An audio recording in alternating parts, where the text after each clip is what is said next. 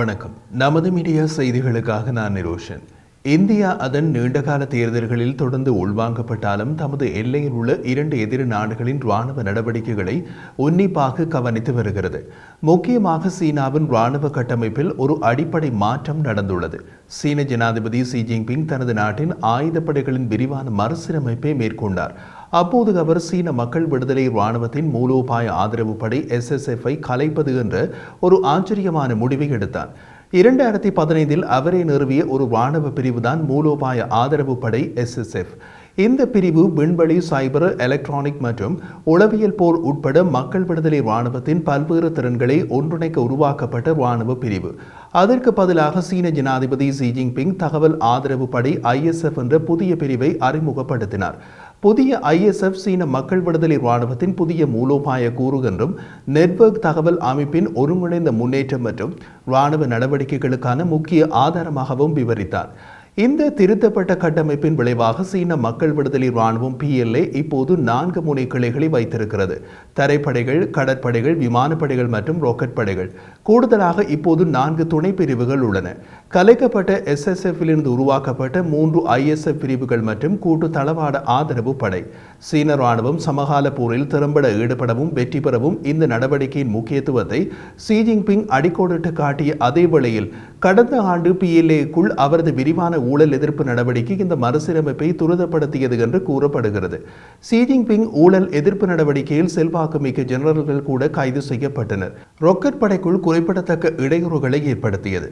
Rocket படை சீனாவின் வேகமாக விரிவடைந்து வரும் அணு மற்றும் பாலிஸ்டிக் ஏவுகணைகளை நிர்வகிப்பதற்கு பொறுப்பான ஒரு மதிப்புமிக்க பிரிவு. மறுசீரமைப்பு PLA அதன் மூலோபாய திறன்களை செயற்கை நுண்ணறிவு மற்றும் பிற வளர்ந்து வரும் புதிய தொழில்நுட்பங்களை பயன்படுத்துவதற்கான ஏற்பாடாக இருக்கலாம். பெய்ஜிங் அதன் இராணுவ திறன்களின் விரிவான நவீனமயமாக்கலை பின்தொடர்ந்து பிராந்திய ரீதியாகவும் உலகளாவிய ரீதியிலும் அதன் நலன்களை பாதுகாக்கும் திறன் கொண்ட ஒரு வலிமைமிக்க சக்தியாக PLA-ஐ மாறுவதை நோக்கமாக வைத்திருக்கிறது. மாறிவரும் மூலோபாய ஜதார்த்தங்கள் மற்றும் தற்காலிக போரின் வேகமாக வளர்ந்து வரும் தன்மைக்கு ஏற்ப அதன் இராணுவத்தை தொடர்ந்து மறுசீரமைப்பு செய்வதை அமெரிக்கா, இந்தியா உட்பட வேறு சில நாடுகளும் ஆழமாக கவனிப்பார்கள் என்பதில் சந்தேகமில்லை. சீனாவின் இந்த இராணுவ கட்டமைப்பு மாற்றத்தில் இந்தியா ஏன் கவனம் செலுத்த வேண்டும்? சீனாவின் இராணுவ நவீனமயமாக்கல், பாதுகாப்பு இயக்கவியல் மற்றும் மூலோபாய கணக்கீடுகள் ஆகிய இரண்டிலும் இந்தியாவுக்கு பல குறிப்பிடத்தக்க விளைவுகளை ஏற்படுத்துகிறது என்பதை சொல்ல வேண்டியதில்லை. அதன் மேம்பட்ட இராணுவ திறன்கள், குறிப்பாக கடற்படை விரிவாக்கம், ஏவுகணை மேம்பாடு மற்றும் இணைய போர் போன்ற பகுதிகளில் பிராந்தியத்தில் சக்தி சமநிலையை சாய்த்து அதன் மூலம் இந்தியாவுக்கு எதிரான மூலோபாய நிலப்பரப்பை மாற்றும். இராணுவ நவீனமயமாக்கல் பெய்ஜிங்கை அதன் பிராந்திய உரிமை கோரல்களை இன்னமும் வலுவாக வலியுறுத்துவதற்கு ஏற்கனவே தைரியம் அளித்துள்ளதாக தெரிகிறது. சீனாவின் பிராந்திய உரிமை கோரல்கள் இந்தியாவின் பகுதிகளையும் உரிமை கோரலை உள்ளடக்கியது.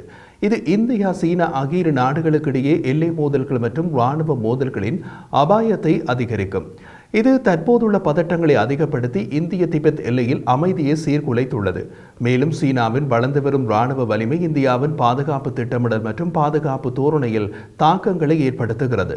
சாத்தியமான சீன ஆக்கிரமிப்புக்கு எதிராக நம்பகமான தடுப்பை தக்கவைக்க அதன் சொந்த இராணுவ நவீனமயமாக்கல் முயற்சிகளில் அதிக வளங்களை முதலீடு செய்ய புதுடில்லி கட்டாயப்படுத்தப்பட்டுள்ளது. கடந்த தசாப்தத்தில் இந்தியா தனது ஆயுதப்படைகளின் செயல்திறனை நவீனமயமாக்குவதையும் மேம்படுத்துவதையும் நோக்கமாக கொண்ட தொடர்ச்சியான பாதுகாப்பு சீர்திருத்தங்களை தொடங்கியது. ஒரு குறிப்பிடத்தக்க சீர்திருத்தம் மேக் இன் இந்தியா திட்டம் போன்ற முன்முயற்சிகள் மூலம் உள்நாட்டு பாதுகாப்பு உற்பத்தியை மேம்படுத்துவதாகும். இந்த முன்முயற்சி பாதுகாப்பு உபகரணங்களின் உள்நாட்டு உற்பத்தியை ஊக்குவிக்கவும் இறக்குமதியில் தங்கியிருப்பதை குறைத்து பாதுகாப்பு திறன்கள் இந்தியாவின் தன்னம்பிக்கையை வலுப்படுத்தவும் முயல்கிறது. கூடுதலாக முக்கியமான இராணுவ வன்பொருள் மற்றும் தொழில்நுட்பத்தை கையகப்படுத்துவதை விரைவுபடுத்துவதற்காக பாதுகாப்பு கொள்முதல் செயல்முறைகளை ஒழுங்குபடுத்துவதில் கவனம் செலுத்தப்பட்டுள்ளது. இந்தியாவின் பாதுகாப்பு கையகப்படுத்தல் நடைமுறை DAP மற்றும் மூலோபாய கூட்டாண்மை மாதிரி போன்ற நடவடிக்கைகள் மென்மையான கொள்முதல் செயல்முறைகளை எளிதாக்குகிறது மற்றும் பாதுகாப்பு உற்பத்தியில் தனியார் துறை பங்களிப்பை ஊக்குவிப்பதையும் நோக்கமாக கொண்டுள்ளது. இந்தியாவின் எல்லைகளில், குறிப்பாக சீனாவுடனான எல்லைப் பகுதிகளில் பாதுகாப்பு உள்கட்டமைப்பை மேம்படுத்துவதற்கான முயற்சிகளும் மேற்கொள்ளப்பட்டு வருகின்றன. இதில் சாலைகள், விமான தளங்கள் மற்றும் ஆயுதப்படைகளுக்கான இயக்கம் மற்றும் தளவாட ஆதரவை மேம்படுத்துவதற்கான பிற உள்கட்டமைப்புகள் ஆகியவை அடங்கும். மேலும் இந்திய ஆயுதப்படைகளின் 3 பிரிவுகளான ராணுவம், கடற்படை மற்றும் விமானப்படை ஆகியவற்றுக்கிடையே கூட்டு மற்றும் ஒருங்கிணைப்பை ஊக்குவிப்பதில் முக்கியத்துவம் கொடுக்கப்பட்டுள்ளது. இன்னமும் விரைவான சீர்திருத்தங்கள் மற்றும் பெரிய அளவிலான மறுசீரமைப்புக்கான தேவை உள்ளது. துணைப்பிரிவு கட்டளை தளங்கள் பற்றிய இந்திய விவாதமும் இன்னமும் இழுபறி நிலையில் உள்ளது. மனிதவளம் மற்றும் தொழில்நுட்ப விகிதத்தை மீளாய்வு செய்வது இன்னமும் ஆரம்ப கட்டத்தில் உள்ளது. சீனாவின் சமீபகால நகர்வுகள் ஒரு எச்சரிக்கை மணி. ஜூன் மாதம் பதவியேற்கும் எந்த ஒரு அரசாங்கத்திற்கும் 21ஆம் நூற்றாண்டின் போர்களை எதிர்த்து போராடுவதற்கு இந்திய ஆயுதப்படைகளை தகுதியுடையதாக மாற்றுவது முதன்மையான முன்னுரிமையாக இருக்க வேண்டும்.